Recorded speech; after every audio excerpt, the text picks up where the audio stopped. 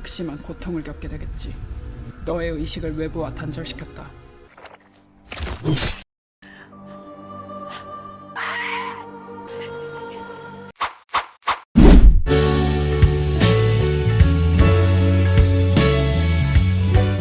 Halo guys, gimana kabarnya kalian?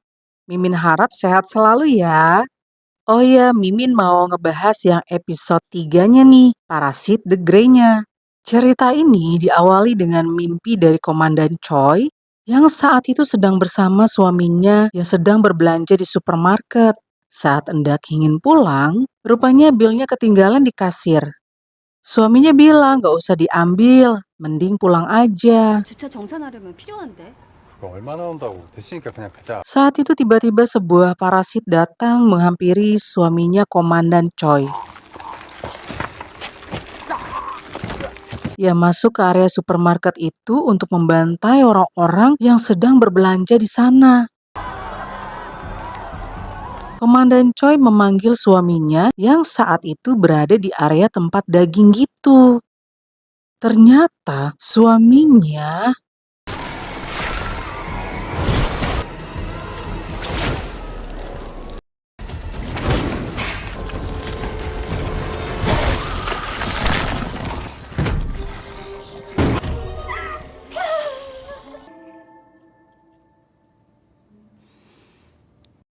Scene beralih ke sebuah penginapan tempat Kang Wo dan Suin menginap.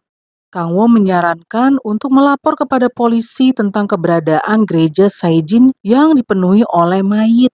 Kemudian dia nggak perlu menyampaikan identitasnya saat telepon. Suin bilang bahwa dia kenal dengan seorang polisi yang dulu pernah menolongnya ketika ayahnya sering memukulinya dan polisi itu merawatnya sejak saat itu. Kemudian Kang Wo memberikan nama parasit itu dengan nama Heidi agar bisa lebih akrab. Kang Wo nggak akan memaafkan orang yang dia sayangi terbunuh karena parasit itu. Lalu mereka berangkat untuk menelepon polisi itu. Yang ditelepon ternyata adalah detektif Chulmin. Kang Wo menyampaikan bahwa ada sejumlah monster dan dipenuhi dengan banyak mayat di gereja Saijin. Monster itu seperti manusia, tapi mukanya bisa terbuka dan di tempat itu banyak mayat. 한번 해보세요. 예, 저는 신고했습니다. Setelah itu, Kang Wo juga meminta izin ke tempatnya Suin bekerja dengan alasan sakit.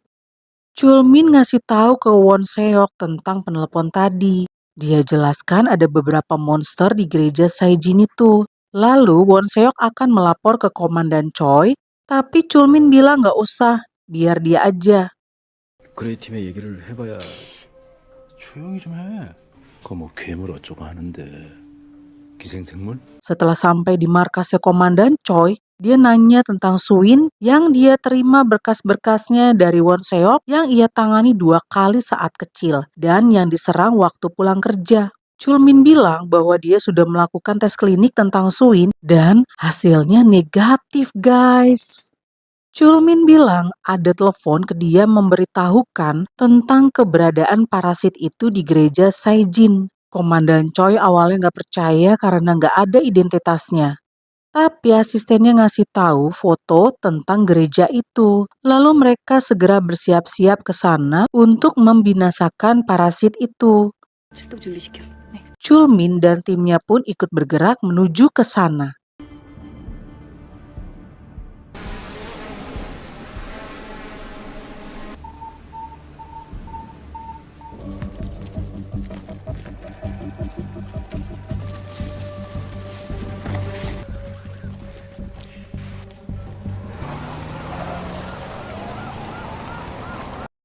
Setibanya di sana, mereka melihat-lihat keadaan sekitar melalui kamera drone. Tapi mereka nggak ketemu dengan aktivitas parasit itu. Dia mendatangi suaminya yang pegang alat detektor itu dan ternyata suami juga nggak pencet alat itu.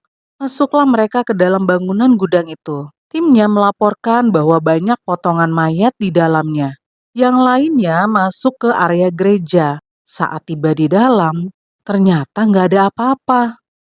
Namun Chulmin melihat ada benda atau gantungan yang pernah diberikan sebelumnya ke Suin. Saat itu Komandan Choi melihat Chulmin yang memasukkan sebuah barang ke sakunya.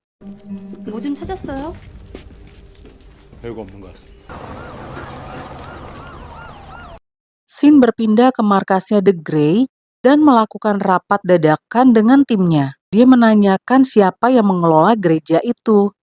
Dijelaskan bahwa pemimpinnya bernama Kwon Hyuk-ju berusia 43 tahun yang merintis gereja itu selama 15 tahun. Kemudian dia dan istrinya menghilang. Komandan Choi langsung menyimpulkan bahwa mereka berdua adalah parasit. 철민 형사님은 어떠세요? Detektif Chulmin bilang bahwa kasus ini merupakan kasus pertama yang ditangani kepolisian Namil.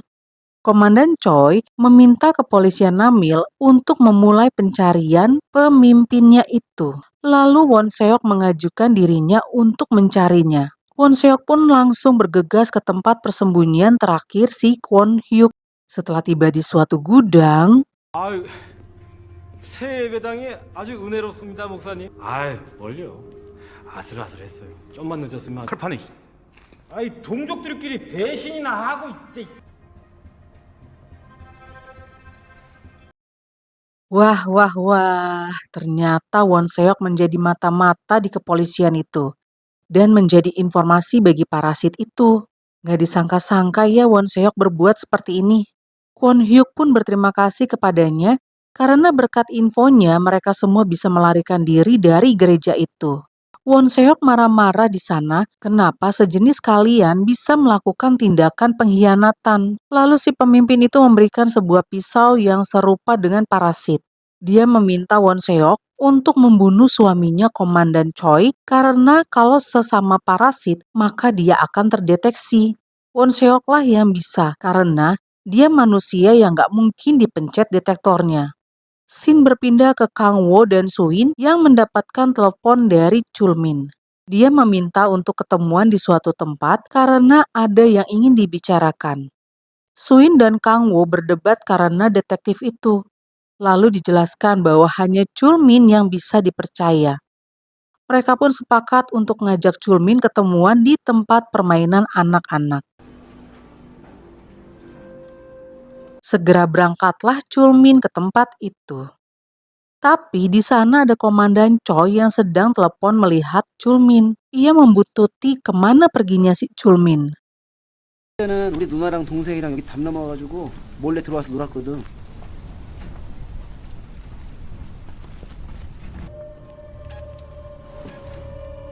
확실해? 거기서 무슨 일이 있었던 거야? 뭘 봤어?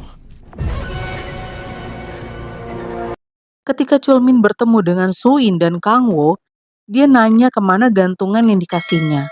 Lalu Suin menjawab bahwa gantungan itu jatuh.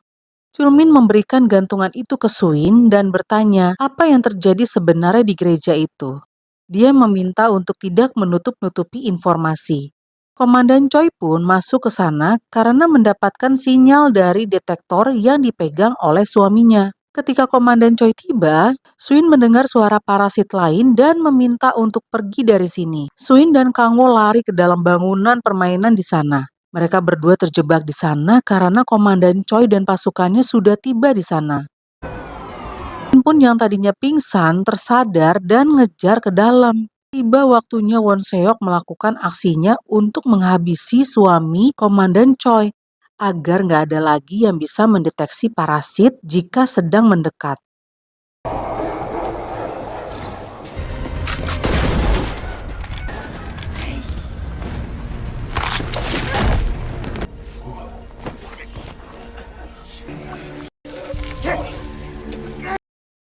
Kang Wo meminta Suin untuk memanggil Heidi agar bisa menyelamatkan mereka. 이러다가 둘 다 잡힌다. 씨발 깜짝이야. 씨. Heidi akan membereskan Komandan Choi dan meminta Kang Wo pergi dari sini dan akan menyusul Kang Wo jika sudah membereskannya. Masuklah pasukan khusus itu ke dalam area permainan tersebut. Kang Wo berhasil kabur dari tempat itu.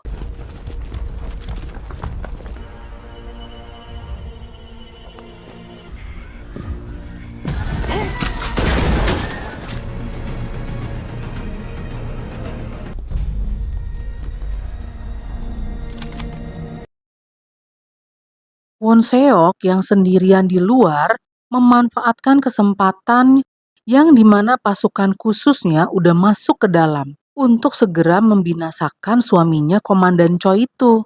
Suin pun terkepung dengan semua pasukan khususnya dan tiba-tiba dia pingsan. Scene beralih ke Kang Wo yang melihat kejadian di mana Won Seok menusuk suaminya Komandan Choi itu sampai musnah. Detektor itu pun berbunyi dan Komandan Choi pergi menemui suaminya.